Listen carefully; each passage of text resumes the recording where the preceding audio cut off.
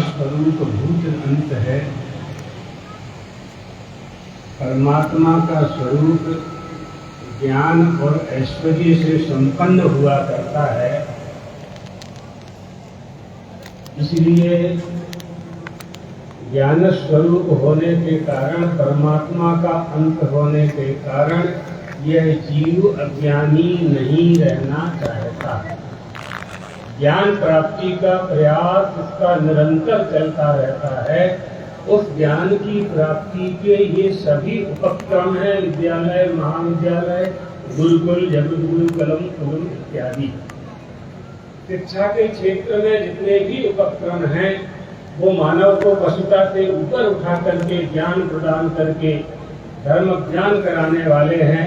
हमारे भारतीय संस्कृति संस्कारों का ज्ञानोदय कराने वाले क्षेत्र हैं। इन क्षेत्रों की नितांत आवश्यकता है और वह आवश्यकता इसलिए हमें प्रतीत होती है कि हम अपने मूल स्वरूप से भ्रमित हो गए, भूल गए हैं। दिशा बोध हमें सही प्राप्त नहीं हो रहा है। इसलिए हमारे ऋषि महर्षियों ने गुरुकुलों की परंपरा प्राप्त की थी। ये वेद, ये शास्त्र हमें कहाँ से प्राप्त हुए? ऋषयो मंत्र दृष्टारः, अंतरिक्ष में उन्होंने मंत्रों को देखा, ताड़पत्र में, भोजपत्र में लिपिबद्ध किया और शिष्य प्रशिष्य परंपरा से आज तक हमारे आपके पास वो महान वेद राशि सुरक्षित है।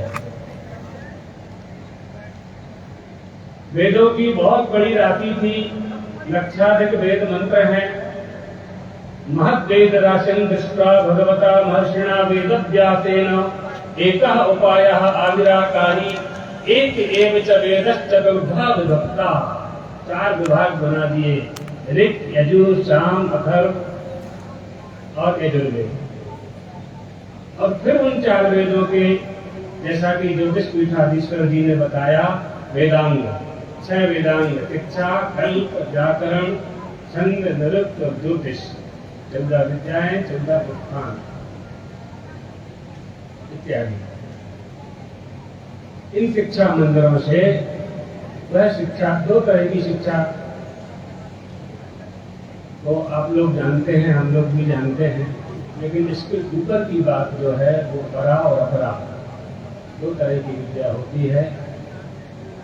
तो जहाँ संचालक महोदय ने कहा या विद्या सा विमुक्त, ये मुक्त कराने वाली विद्या कौन है? संसार सागर से, बंधन से मुक्त कराने वाली विद्या कौन है?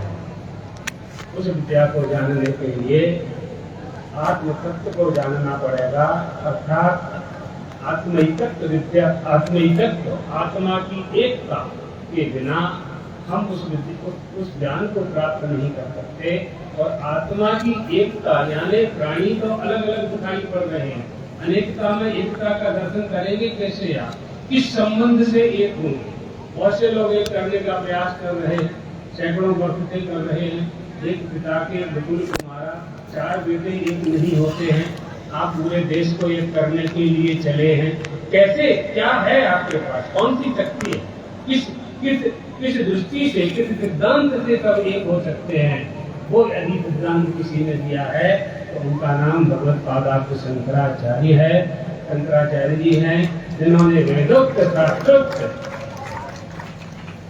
वेदांत सिद्धांत का प्रतिपादन करते हुए कहा, ब्राह्मणा भूतेषु भूतेषु सर्वभूतेषु, प्राणी मात्र में परमात्मा का दर्शन करके ही एकता की स्थापना की जा सकती है।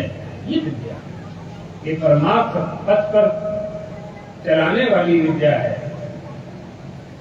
भौतिक साधन प्राप्त करना है, उसके लिए आवश्यक है, जीवन यापन के लिए आवश्यकताएं होती हैं, उनके लिए नौकरी करना होता है, व्यापार करना होता है। ये लौकिक विद्याओं के संपादन से उसकी प्राप्ति हो जाया करती है। दूसरी बात आपने जो कही तत्त्वमसि की, तत्त्वमसि, ये सामवेद का महावाक्य है। छांदोग्य उपनिषद में इसका 9 बार उपदेश हुआ है।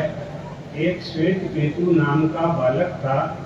वो बालक विद्या अध्ययन करने के लिए 12 वर्ष तक अपने गुरु के पास गया, आरोणी उनके गुरु थे, आरोणी उद्दालक, और कुछ ऐसा भी प्राप्त होता है प्रमाण कि उसके पिता ही उनके गुरु थे। ध्यान रखेंगे।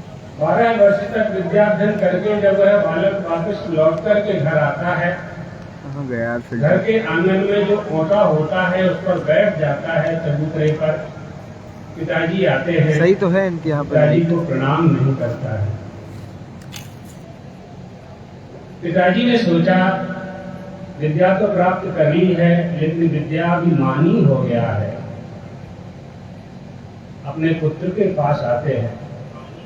गुरु और पिता हमेशा पुत्र और शिष्य का कल्याण चाहते रहते हैं। टिकेगा कैसे मोबाइल? अपने पुत्र के पास आकर के कहते हैं, बेटा किम अपि परिसमाप्ता विद्या, क्या तुमने विद्याध्ययन कर लिया है? उसने कहा, हाँ पिताजी, मैंने 14 विद्याओं का अध्ययन कर लिया है। समस्त वेदों का, शास्त्रों का, सबका ज्ञान मैंने प्राप्त कर लिया है। जितना भी वेद वेदांग वांग्मय है सब मैं निष्णात हो चुका हूं। मैं पिताजी ने सोचा मुझे प्रणाम नहीं किया है। विद्या ददाति विनयम, विद्या से विनय की प्राप्ति होती है। ये तो उद्धत हो रहा है, उद्दंड हो रहा है। उन्होंने पूछा कि बेटा क्या तुम उसे जानते हो जिसे जान लेने के बाद कुछ जानने की इच्छा नहीं होती? क्या तुमने उसका मनन कर लिया है जिसका मनन करने के बाद किसी भी वस्तु की मनन करने की आवश्यकता नहीं होती? एक तत्वे श्रुतम सर्वम अश्रुतम च श्रुतम भवेत्, अमतम च मतम तद्वत् विज्ञातम तद्बुध्यते। क्या बेटा तुमने उस शास्त्र का श्रवण कर लिया है जिसके श्रवण कर लेने के बाद एक कर्णेंद्री कुछ भी सुनना नहीं चाहती है? उसने कहा, नहीं पिताजी, ऐसा तो नहीं है और ऐसा हो ही नहीं सकता है। ऐसा ज्ञान मैंने प्राप्त नहीं किया है और ऐसा ज्ञान कहीं प्राप्त भी नहीं हो सकता है, क्योंकि ऋग्वेद ज्ञान मात्रेण यजुर्वेदादि उद्यते। ऋग्वेद का अध्ययन करने वाला विद्यार्थी यजुर्वेद का ज्ञान कैसे प्राप्त कर सकता है? तो पिताजी ने कहा, उद्दालक ने कहा, बेटा यही बात है। एक तत्व ऐसा है जिसको जान लेने के बाद कुछ भी जानने की आवश्यकता नहीं होती। वो क्या है? आधार भाग मात्रे की ज्ञाते ज्ञाते घटो भवे, वो कुछ मात्र संस्पर्श। अगर घट को मृतिका को आपने जान लिया तो घटक ज्ञान जानने के लिए, घट का ज्ञान प्राप्त करने के लिए अलग से आवश्यकता नहीं, क्योंकि मिट्टी ही सत्य है। मृतिका का ज्ञान हो गया तो घट ज्ञान के लिए अलग से आपको वेद शास्त्र नहीं पढ़ना है। इसी तरह से किसी यजमान ने यह संकल्प कर लिया कि मैं प्रातः काल मध्याह्न में गौ माता का स्पर्श करके भोजन करूंगा, तो यदि वो गाय की पूंछ का स्पर्श कर लेता है तो उसे समस्त गौ के स्पर्श का पुण्य प्राप्त होता है। इसी तरह से एक तत्व ऐसा है जिसे जान लेने के बाद कुछ भी जानने की आवश्यकता नहीं होती। वो तत्व क्या है पिताजी? तत्त्वम् असि, तत्त्वमसि, तत्त्वमसि। वो क्या है? वो तुम ही हो, तुमसे ही तो सब कुछ है। तुम सबका निषेध कर सकते हो, अपना निषेध नहीं कर सकते। नेति नेति की नेति की शेषितम यत् परम पदम। ये नहीं है, ये नहीं है, ये नहीं है, ये कह सकते हो, लेकिन निषेधक का निषेध नहीं कर सकते। तुम हो कि नहीं? अहमस्मि, मैं हूं कि नहीं? आपकी सत्ता में आप हैं। आप कुर्सी पर बैठे हैं, आप खड़े हैं, आप बैठे हैं, आप विद्वान हैं, आप पंडित हैं, आप ब्राह्मण हैं, क्षत्रिय हैं, वैश्य हैं, जो भी हैं, मनुष्य हैं, तो आप हैं, इसका आप खुद स्वयं निषेध नहीं कर सकते। निषेधक स्वयं का निषेध नहीं कर सकता। अशेषितम यत् परम पदम। इसी तरह से बेटा तत्त्वम् असि, जिसे तुम तुम बन करके खोज रहे हो। तत् माने ईश्वर, तुम यानी जीव, जीव और बीज, जीव और बीज। कई लोग पूछते हैं ना, पहले पिता हुआ तो बेटा पहले हुआ, बीज पहले हुआ कि वृक्ष पहले हुआ, ऐसे बहुत लोग प्रश्न करते हैं। तो श्वेतकेतु ने कहा कि पिताजी हमारी समझ में नहीं आया। तो फिर पिताजी ने 9 बार उसको तत्त्वमसि का उपदेश दिया। 9 बार 9 उदाहरण दे करके उनको वो सुनाने का अभी समय तो मंच पर नहीं है, तो कभी किसी को समझना हो तो समझ सकते हैं, या फिर से मंच लगे तो बात हो। तो ऐसा है तत्त्वमसि का ये बात आपने जो प्रश्न किया था उसका ये हमने संक्षेप में उत्तर दिया। तत्त्वमसि का अर्थ है तत् माने ईश्वर, तत् माने ब्रह्म, तुम यानी जीव, वो तुम ही हो जिसे तुम खोज रहे हो। तुम्हारी सत्ता से ही सबकी सत्ता है। जगत दिखाई पड़ रहा है, क्यों दिखाई पड़ रहा है? तुम हो ना, तभी ना दिखाई पड़ रहा है। दृश्यमान नगरी, इसलिए हमसे ही कंतार है इस जगत में। ये जगत अनित्य है, मिथ्या है। जैसा ब्रह्मचारी जी ने कहा, ब्रह्म सत्यम जगन मिथ्या, ये बिल्कुल सत्य है। इसका व्याख्यान बहुत अच्छी तरीके से अगर तुम समझ ले तो इसकी अनित्यता सिद्ध है। लेकिन इसमें एक बहुत बड़ी विचित्र शक्ति मनुष्य को प्राप्त है कि मानुष्य मर्थद मनित्य मपीह धीरा। वेदव्यास जी कहते हैं, अरे मनुष्यों, तुम ये जगत अनित्य तो है, तुम्हारा शरीर भी अनित्य है, लेकिन इस अनित्य देह से तुम नित्य तत्व की प्राप्ति कर सकते हो। ये क्षमता परमात्मा ने मानव को प्रदान की है।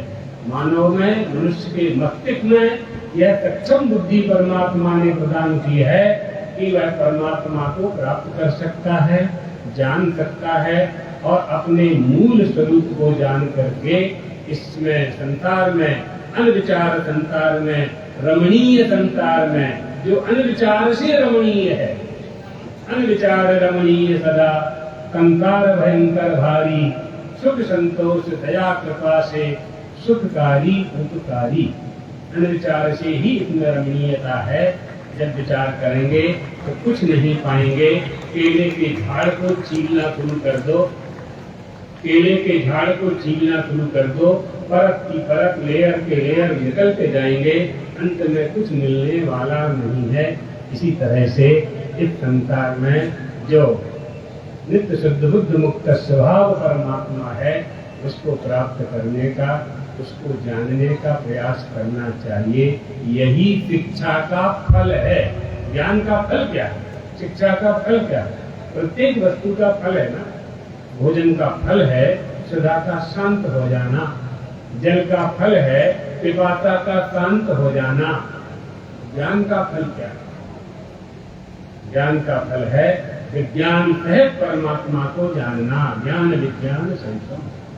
इसलिए उस ज्ञान को भी लौकिक ज्ञान के साथ परमात्मा ने यह देह हमें परमार्थ तत्व को जानने के लिए, पारमार्थिक सत्ता को प्राप्त करने के लिए प्रदान की है, शक्ति प्रदान की है। 83-84 लाख योनियों में मानव के पास ही यह शक्ति है। उस शक्ति को का हमें भरपूर उपयोग करना चाहिए। खूब अच्छा लगा आप लोगों के बीच में त्रिपाठी जी का आग्रह था, हमने कार्यक्रम दे दिया था, लेकिन ब्रह्मचारी जी ने कहा कि जबलपुर में प्रवेश करना है तो समारोह पूर्वक करना है। तो जबलपुर वासियों ने भी कल खूब मन के साथ स्वागत और मन का स्वागत, मन के साथ स्वागत किया, अपनी संस्कृति का और संस्कारों का स्वागत किया है उन्होंने। इसी तरह से आपका शिक्षा के क्षेत्र में, धर्म के क्षेत्र में खूब आगे बढ़ते रहें और जानकी रमन महाविद्यालय अपने विद्यार्थियों को और सुलोक बना करके देश की सेवा में, राष्ट्र की सेवा में, धर्म की सेवा में समर्पित करता रहे। इसी मंगल कामना के साथ अपनी वाणी को विश्राम देते हैं। धन्यवाद परमादरणीय अध्यक्ष महोदय। और सदैव आपका आशीर्वाद मिलता रहे। और एक अलग से एक व्याख्यान माला अद्वैत पर हम लोग जल्दी ही एक राष्ट्रीय शोध संगोष्ठी कर रहे हैं। अब इस पर आप दोनों का सानिध्य चाहिए। अद्वैत पर राष्ट्रीय शोध संगोष्ठी हम लोग यहाँ पर आयोजित कर रहे हैं अद्वैत वेदांत पर। आप सादर आमंत्रित रहेंगे। 2 दिवसीय संगोष्ठी रहेगी। अब इस स्वर्ण जयंती